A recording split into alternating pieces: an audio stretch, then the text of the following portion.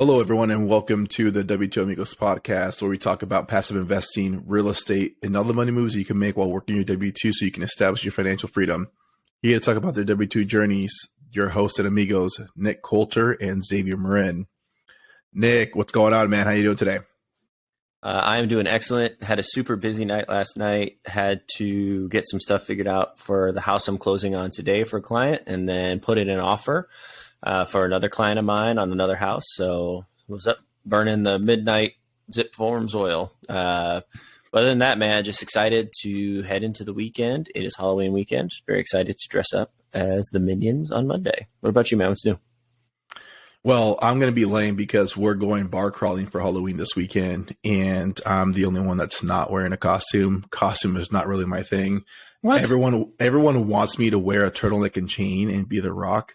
So I don't earn a turtleneck, so we'll see. But outside of that, man, really just been grinding away, been learning a ton. So we've done a couple of interviews already now on the podcast and learning how to edit the videos on top of the audio and the content. So really I spent the majority of my time recently kind of digging into that a little bit more.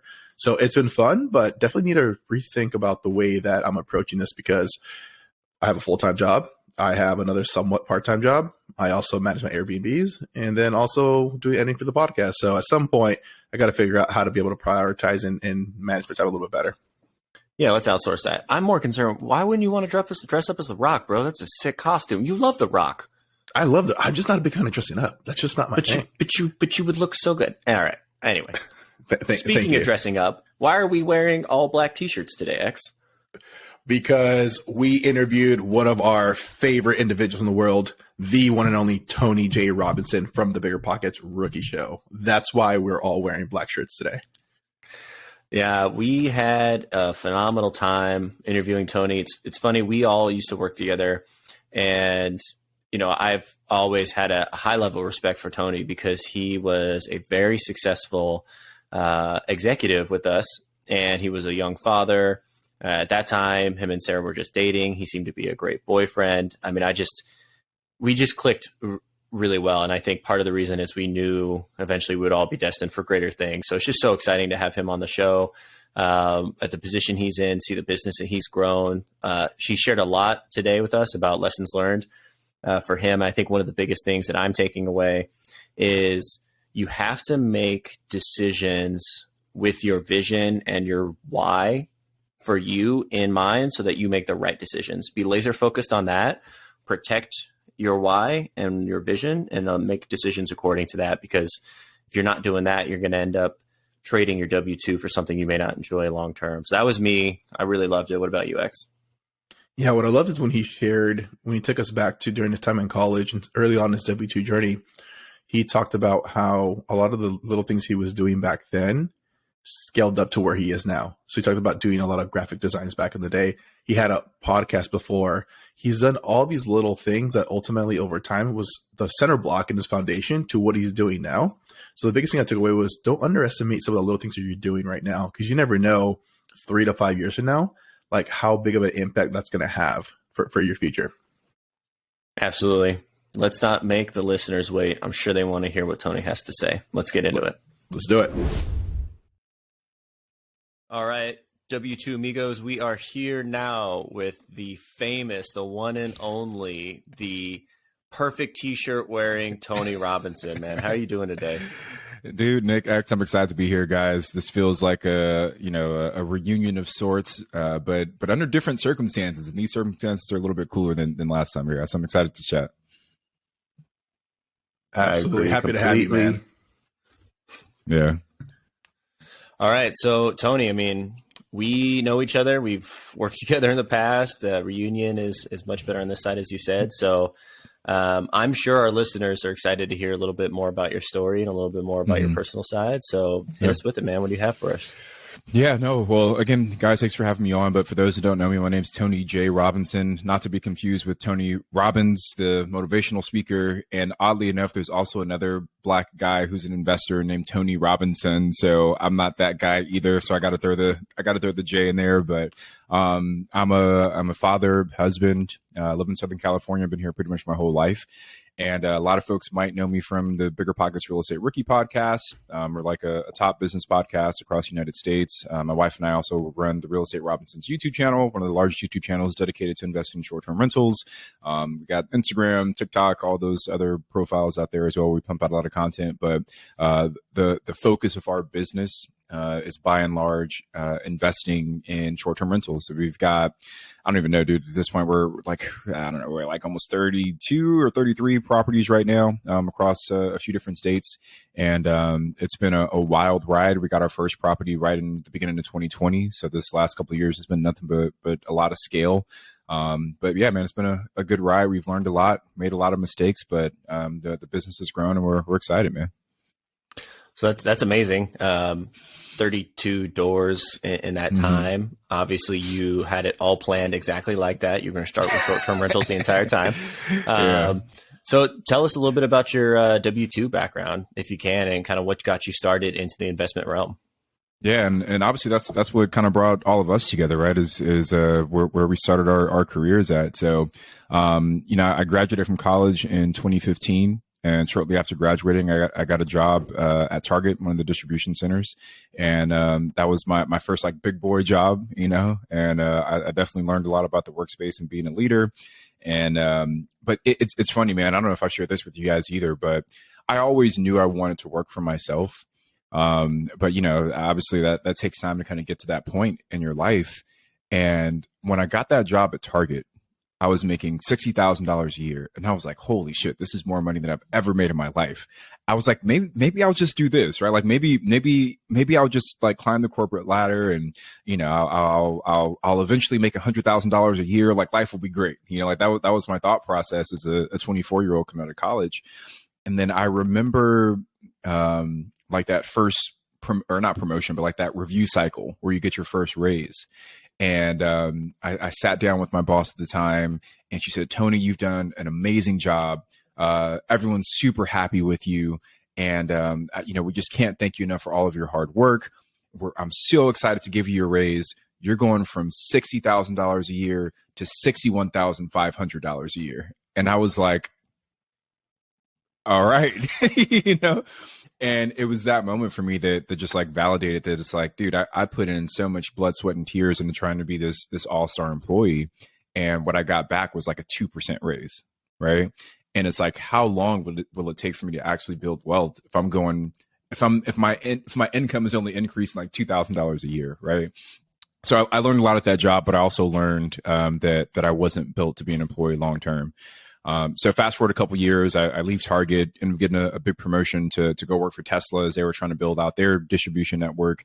And I was at Tesla for almost 4 years. And it was really Tesla that allowed me to kickstart my investing journey because I had this big jump in income and I pretty much dumped all of that additional capital into starting my real estate business. And my goal really was to leave Tesla after a few years. I was there for 4. My plan was to stay there for 6. But I actually ended up getting fired unexpectedly at the end of year 4. So they kind of expedited that journey into entrepreneurship. But honestly, man, it really was a blessing in disguise because the growth we had in that first year that I was full time was, there's no way we would have been able to do that had I still been working my job, man. So a lot of people are in a rush to quit their W-2, but a lot of times your W-2 is that first private money lender, that first angel investor in your business. So if folks are able to use that money wisely, it can really change their lives. So how did you use that money wisely? Because, it's funny, we all work together and I certainly became a victim of lifestyle creep pretty bad. Yeah. I mean, you remember I was driving that foolish Audi to try to impress Evelyn, my wife at the time. But it worked. I couldn't afford that thing, man.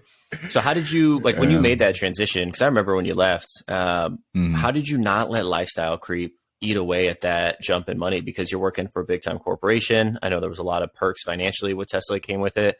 How did you not let that eat away at you? Yeah, it's a great question. It's something that I think a lot of folks struggle with, especially, you're like in your mid 20s and you're making multiple 6 figures. It is easy to do that. But the way that I did it was that, when I got to Tesla, I had 2 forms of compensation. I had my base salary and then I had my bonuses, which were typically paid out in stock. And what me and my wife said is like, okay, cool. We're just going to live off the base, and all of the bonuses is what we'll use to kind of build our nest egg and invest with. So that was kind of always our approach. So I almost never look at the stocks as like even money.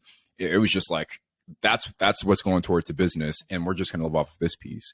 And, you know, very luckily for me, the stock price over the 4 years that I was at Tesla increased like crazy. It was one of the fastest growing stocks on the stock market for 4 straight years.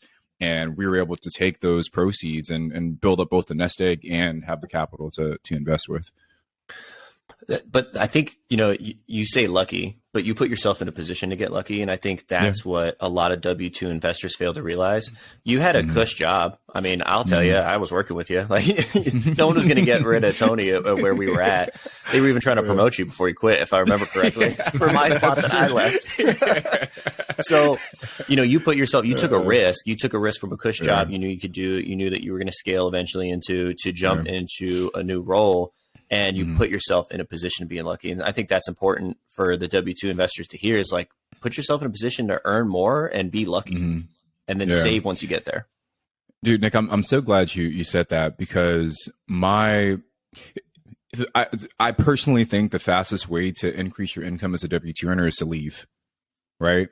And it's such a crazy concept that a company that doesn't know who you are is willing to pay you more than a company that does know who you are, right? But honestly, like, when I think about my ability to fund my real estate business, it never would have happened had I stayed at that first W-2 job. So if you're in a position right now where you feel like maybe you're undervalued in your current position, but maybe taking that leap to real estate isn't feasible, go out and look for another job that's going to pay you what you feel you're worth, you know? And if you're really kicking ass the way you think you are, someone's going to pay you that money. But like, it is a great point, right? Like, I definitely could have stayed at that first job. It was a great culture, great company. I obviously work with great people. But, you know, I had a bigger goal that I was chasing. Hey, Tony, when did you start thinking through the transition, right? So you talked about going through Tesla.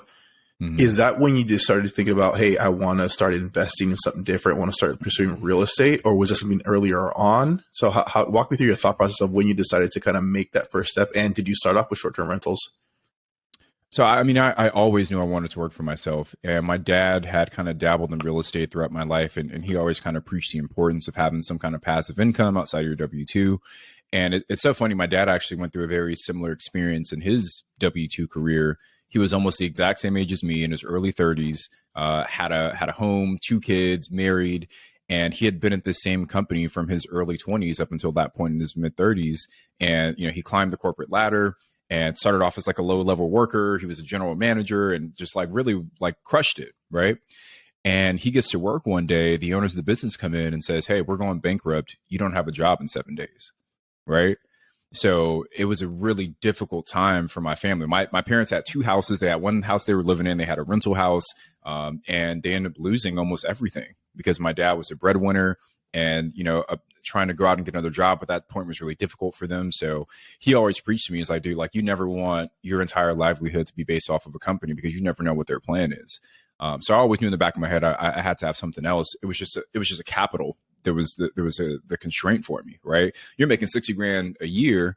The ability to invest in, especially in California, you know, the ability to have some excess capital to go out and to invest wasn't really there for me. So once I got that second job at Tesla and the income started to increase, that's when I finally saw the light at the end of the tunnel to say, okay, hey, I think we can do this now. So literally, as soon as I had enough money and I had the debt to income ratio to make it happen, I did it.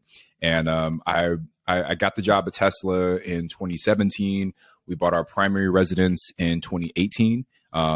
And then in 2019 is when we got that first long-term rental, and it was kind of off to the races from there. So you started with long-term rentals and not short-term rentals? Yeah, we did and here's the backstory, right? Like, I knew at that point I was already making 6 figures at my job, and I knew that if I wanted to replace my income, if I was just buying a bunch of single family houses that cash flowed a couple $100 a year, it was going to take me a long time to replace my income. So I said, okay, what is the investment strategy that will allow me to replace my income the fastest? And I did a bunch of research, and what I landed on was apartment syndication. I was like, okay, cool. If I can go out and buy these 100-unit apartment complexes, I'm going to rapidly decrease the amount of time it's going to take for me to replace my income. but who is going to lend me money as like I was like 27 years old, 28 years old at the time, this 28-year-old kid who's never done a real estate deal, who's going to give me money? So I said, okay, I need to build a track record first. So my thought process was, let me go out, buy a few single family houses, buy them, renovate them, stabilize them, put tenants in them. And then I have this track record that I can now go show to other investors to say, hey, I've done this on the single family side. Trust me that I can do it on the multifamily side. So that was my thought process. So I ended up buying 4 single family houses out of state, rehabbed them, stabilized them, put tenants in them, et cetera. And then I said, okay, cool. 4 houses. I did it. Track records there. I'm ready to go dominate the world, and let's buy some apartment complexes. So this is, I buy those properties in late 2019, very early 2020. And I end up buying this like super expensive coaching program for apartment syndication. And I'm like all in, right? I'm all in. And then right after I joined the coaching program and we start looking for deals, COVID happens, right? So all of the deals just kind of dry up. And the only kind of deals we're able to get are like the worst that everyone's already picked over. So we just had a really hard time finding deals that made sense. So we're looking in multiple different states. We're flying at different paces, looking at properties. And we can't find anything that makes sense. So essentially, we're just kind of spinning our wheels, and we're sitting on a little bit of capital, and we're sitting on a ton of time because none of these deals are making sense. And a friend of mine says, hey, Tony, I know you guys have been thinking about buying apartments, but I just bought this cabin in Tennessee that's a short-term rental, and I think I'm going to crush it. And he showed me his numbers and what he thought he was going to do. And I was like, holy shit, dude, like this is amazing. Like, why isn't everybody doing this? So he bought his cabin, and then 3 weeks later, I had my cabin under contract in that same market. And that was kind of our foray, or the initial introduction for us into the STR space. So, and I know you're on the Rookie podcast, and I've heard you say this. I mean, I can't even count anymore how many times. You don't need to have a home run your first deal. You just need to start taking action and start doing something. And it's interesting. So I started with a house hack, and it wasn't a great deal, but I was living for free. But now this deal has turned into, from a $500 a month cash flow deal in the 2.5 years I've owned it, to now it's going to be a $1,500 a month cash flow deal because rents have increased, my appreciation has gone up. But it gave me the confidence to go down and take down a bigger Airbnb in San Diego. And I think that's the message there for everybody. It's like, you just need some confidence, and you just need to pull the trigger because someone else is doing it and they're making money doing it. Dude, it's, no, I haven't met a single investor that has retired off of their first deal. Like, I haven't met, maybe he or she is out there, but I haven't met him. The purpose of the first deal is exactly what you said, Nick, to give you the confidence, to give you the knowledge, to give you the proof of concept that you actually can be a real estate investor. So for us, those first few deals in Louisiana, those single family long-term rentals, we were barely making any money. But again, it gave me the proof of concept. Like, I'll never forget when I got that first deposit from that long-term rental tenant. It was $150, right? It wasn't a lot of money, but it was like, man, I didn't do anything this month, but this check still came. And that was like the proof of concept for me. So for everyone that's still listening that doesn't have that first deal yet, don't necessarily focus on knocking out the park with that first deal. Just get on base, right? Now, I will say our first short-term rental, that was an absolute home run, right? Like, that first deal that we did, like, we bought it at a great time. Interest rates were super low. We haven't matched the cash on cash return from that deal since we got it. But again, it gave us a proof of concept to keep scaling in that asset class. Yeah. And one thing that I'll point out too, that you take away for our listeners is, like, your intent was to replace your W-2 income, right? So that was your goal. And you saw you couldn't do that with acquiring single family homes. So that doesn't mean that investors out there that are working W-2s can't do that, right? If your goal is to not replace your income, your goal is to just build essentially a side hustle, or just, have houses appreciate, that's still a great strategy over time. There is nothing wrong with that. But if your goal, to your point, is to replace your income, there's definitely other strategies out there that can help accelerate that process. Yeah, I mean, and everyone's going to have like their own skill set and what they're good at, right? If you live maybe in like a Midwestern state, and say that you come from a background of construction, or maybe your best friend or your uncle is a contractor, right? Maybe you've got a different skill set than what I have. Like, if I lived in a Midwestern state and my best friend's dad was a contractor, maybe I could burr, right? And maybe that would be a better approach for me because I have the resources and the abilities to do that efficiently. But for me, the idea of burring long distance 100 times to be able to replace my W-2 income, it seemed too daunting for me. And I wanted something that was a little bit different. So everyone's going to kind of have, I think, the approach that works for them.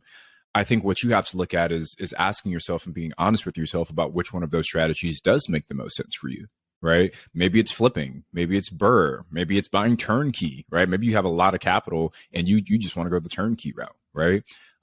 So I think what's most important is identifying what strategy makes the most sense to you and then committing to that one asset class and getting really, really good at it. Like before we made the decision to jump into the short-term rental space, I literally told myself, if I buy this property, I want to invest in nothing but short-term rentals for the next 5 years. And the reason I said that is because most people that are entrepreneurial, they also struggle with the shiny object syndrome, where they're like, hey, I'm going to flip this. I'm going to wholesale this. I'm going to buy this apartment complex. I'm going to get this self-storage. I'm going to do this, right? Like, and you're all over the place. And it becomes difficult to build expertise because every 30, 60, 90 days, you're trying some different strategy. But what I said is like, if I can just get really good at finding, managing, and scaling short-term rentals specifically, who knows what I'll be capable of achieving over the next 5 years. So I think that's one thing that the new folks really have to keep in mind. So it's interesting you say like the shiny object syndrome. You keyed in on short-term rentals. I think it's also a product of your environment. So for you specifically, Tony, it doesn't make sense for you to buy 50 rentals in where we live in California. We live 15 miles away from each other right now. It's so difficult to make long-term rental numbers work. And by a product of that, you went out of state and then you realized, okay, I need to replace my income. I need to zero in on another strategy, figure it out, and then become an expert at it. For me, that was house hacking. For X, it seems to be more of the short-term rental out of state. And people just need to commit to one and then just do it. And that's the thing that drives me crazy about some investors is I think the shiny object syndrome leads to the analysis paralysis, because I think Jay Scott said it in one of the podcasts I was listening to recently. He's met 95% of the investors he meets don't do a single deal. And then he meets a ton of investors that do 2+ deals, because you can't just do one. Once you start and you have a strategy that works, you continue to repeat it over and over again.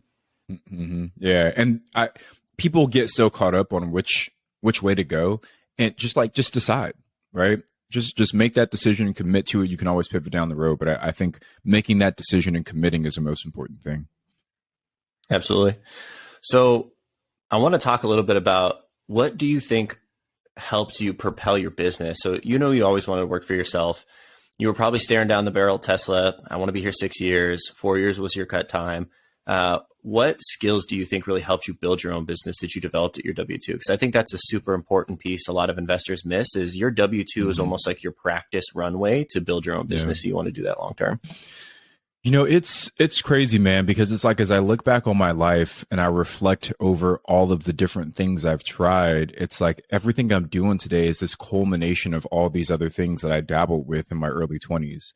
So it's so funny. The actual first podcast that I had, and I'm going to post about this on Instagram today. I was 22 years old, and I had a podcast called Do Really Good, and it was a personal development podcast.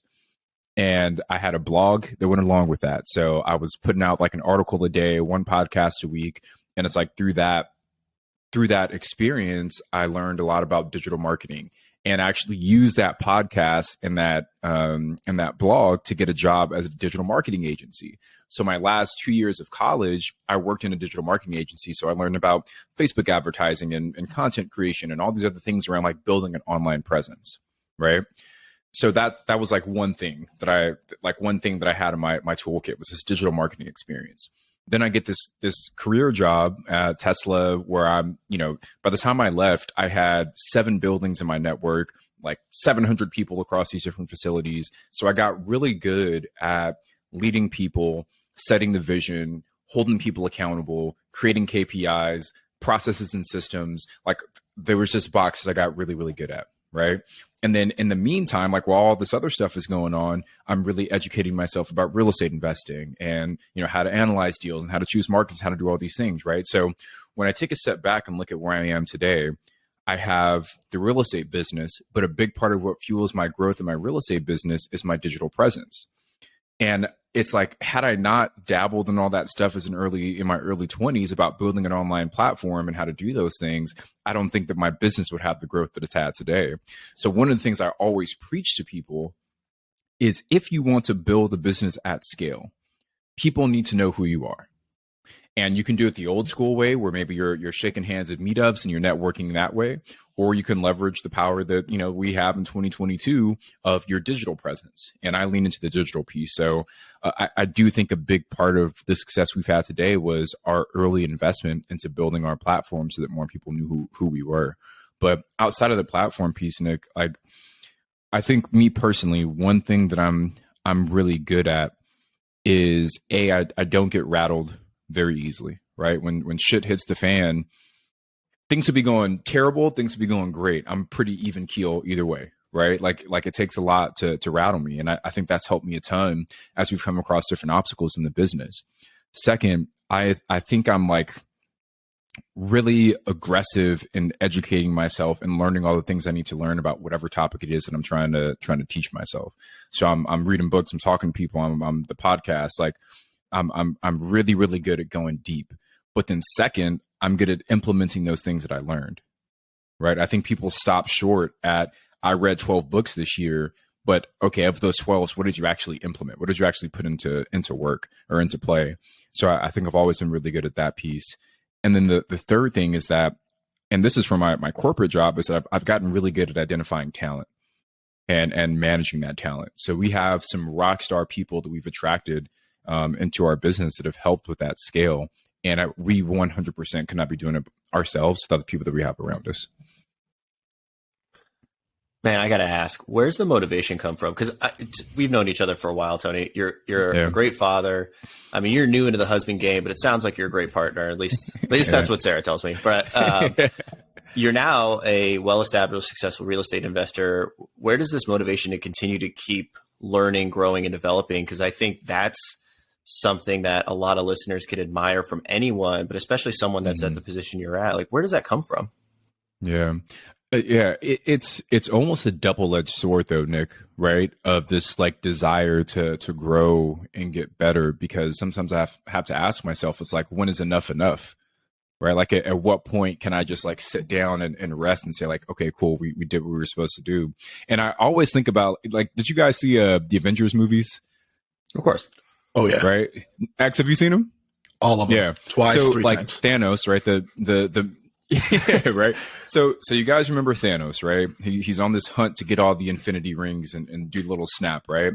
And at the end of the first movie, he gets it, right? He gets all the stones, puts them on the gauntlet, snaps his fingers. And then when that last Avengers movie starts, do you guys remember where they find Thanos? He was sitting in a forest, wasn't he? He was sitting alone by himself farming. This is a guy who had ambition to control the entire galaxies. And once he did what he wanted to do, he said, I'm done. And he sat down and he became a farmer. And I know it sounds so silly, but I always think like, what is my Thanos moment? Like, at what point will I feel like I've done enough to, you know, I did my snap, I got the everything that I wanted, let me take a rest. And it's hard for me to identify when that is. So when you ask about like the motivation, what drives me, it's a couple of things, right? First is that becoming a dad so young, I think instilled a certain level of fear in me about not being able to provide for my family.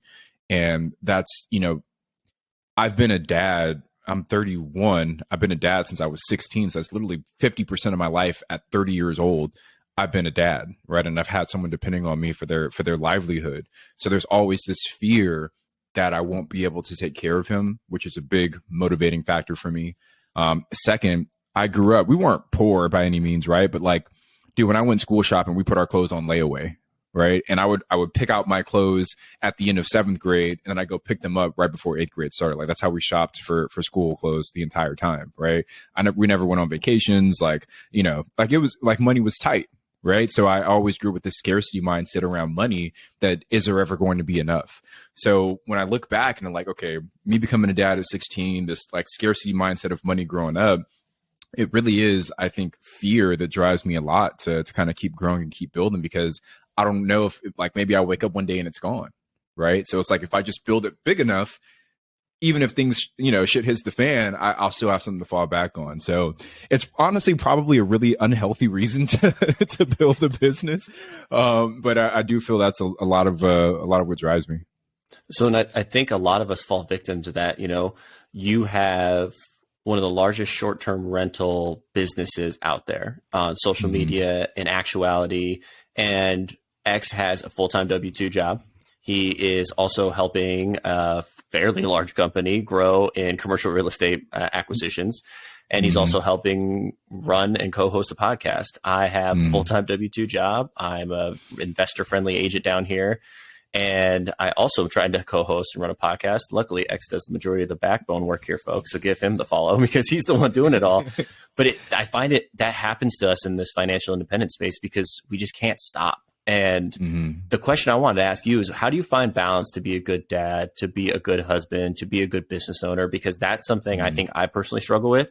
Is I think the person that in my life that gets the short end of the stick is my wife, Evelyn. It's like, how do you create that balance in your life?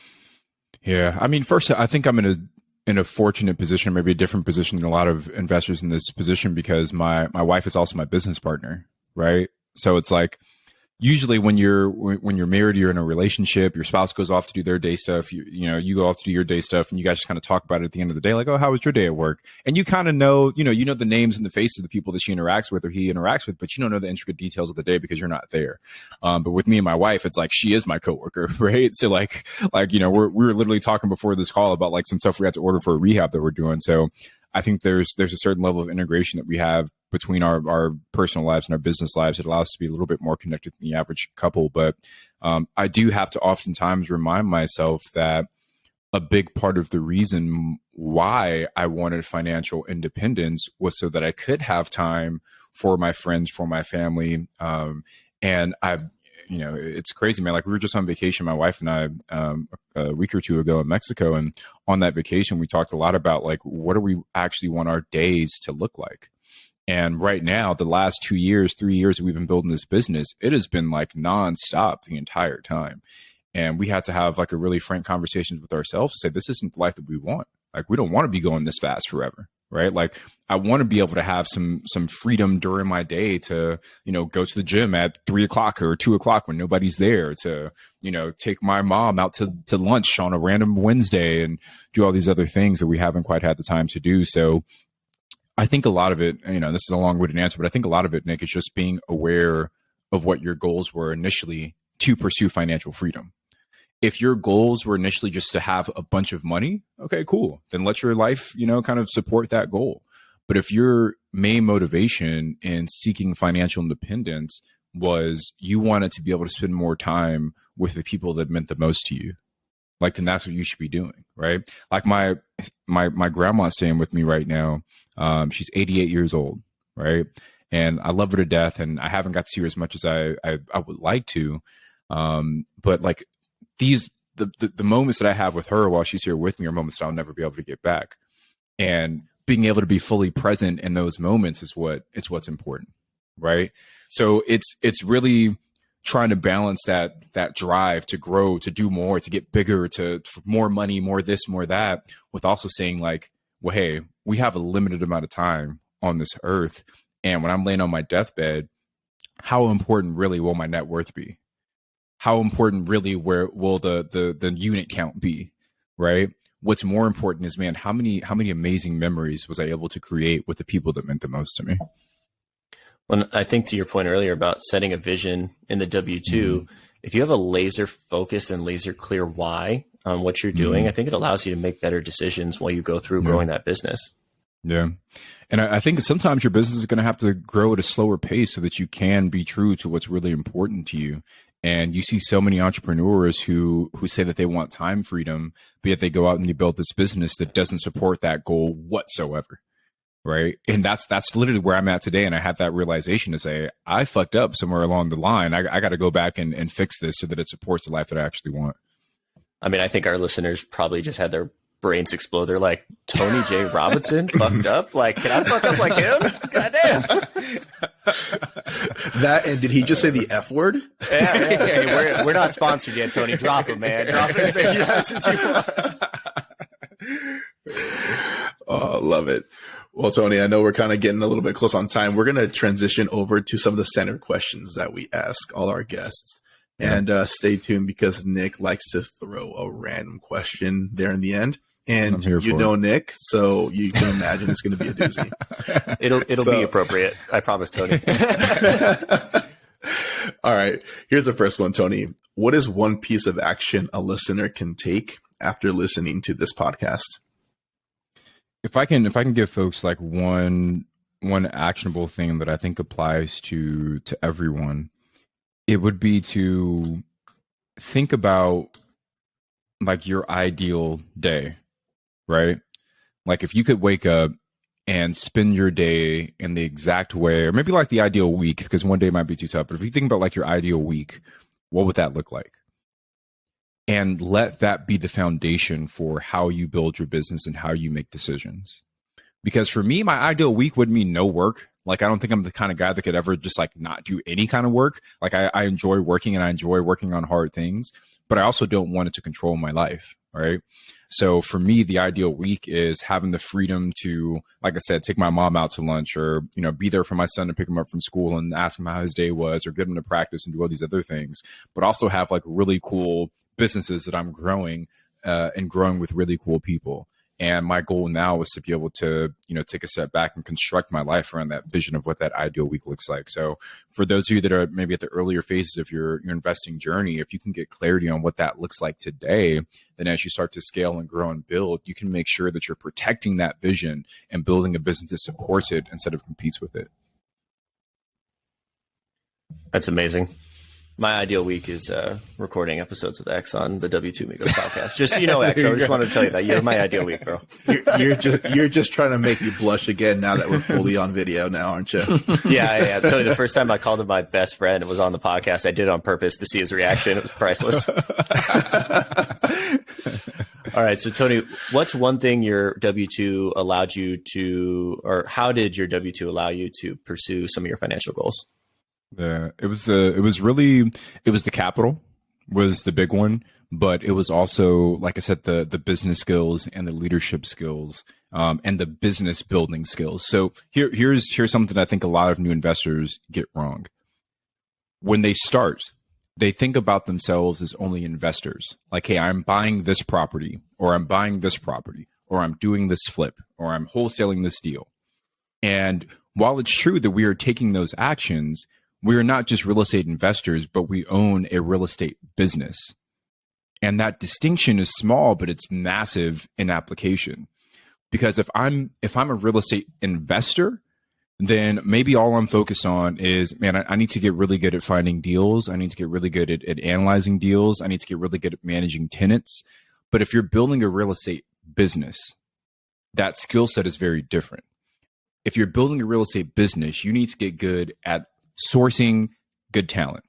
You need to get really good at setting the vision. You need to get really good at systems. You need to get really good at KPIs. Very different things, right? Like if you think about Grant Cardone, you think Grant Cardone is cold calling, right? No. Grant Cardone's he's not picking up the phone and cold calling anybody, right? Like, but Grant Cardone has built the right people, right? So it's really that distinction that I want more people to kind of take note of. Yeah, Tony, real quick, I'll add too. I think it's very important for investors or individuals to look within to see what they're actually good at. To your point, right? You're a visionary, that you love doing that. And over the past couple of years, like I've realized I'm more of an integrator. Like I love putting my head down, going through walls, like getting shit done. And at some point I was like, why can't I be a visionary? But at the end of the day, it's, there's a little bit of that, but I know that for me, the integrator position is like my role that I love to do.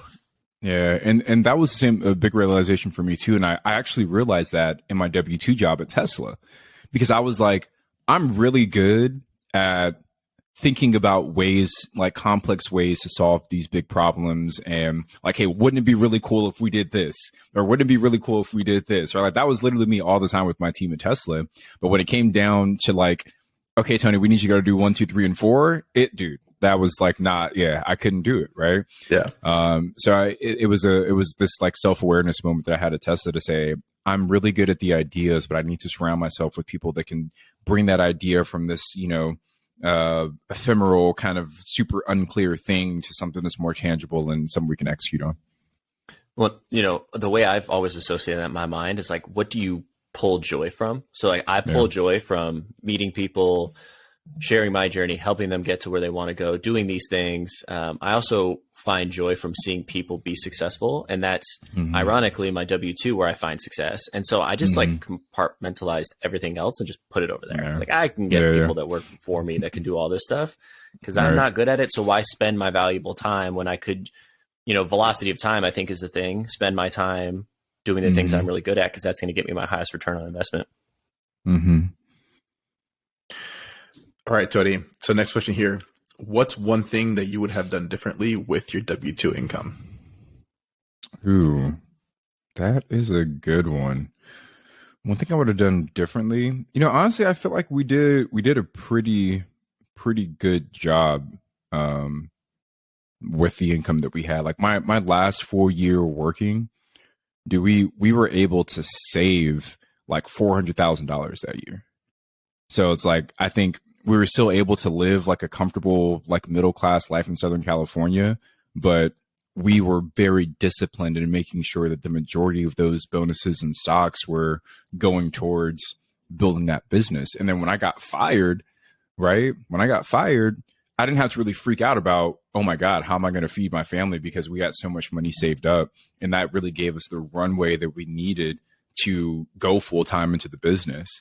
So dude, I don't know. I feel like we handled it pretty well, man. And I don't know if I would necessarily go back and change anything. Like I use my money to buy our primary residence, to pay for our wedding, and to buy my wife's engagement ring.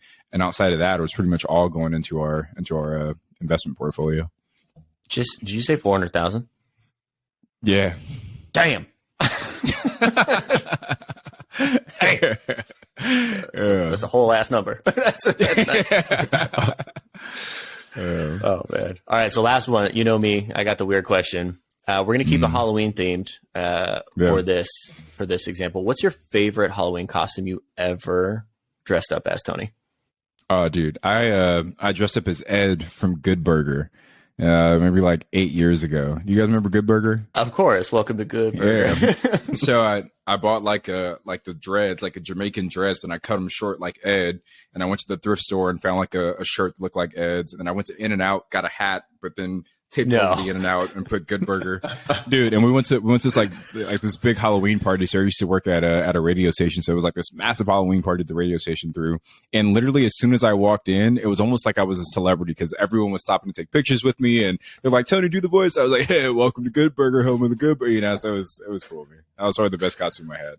That's amazing. That's fantastic. Yeah. I love how you also had that answer on the top of your head. I swear, listeners, Tony didn't know what I was going to ask. This dude's been thinking about it for weeks now.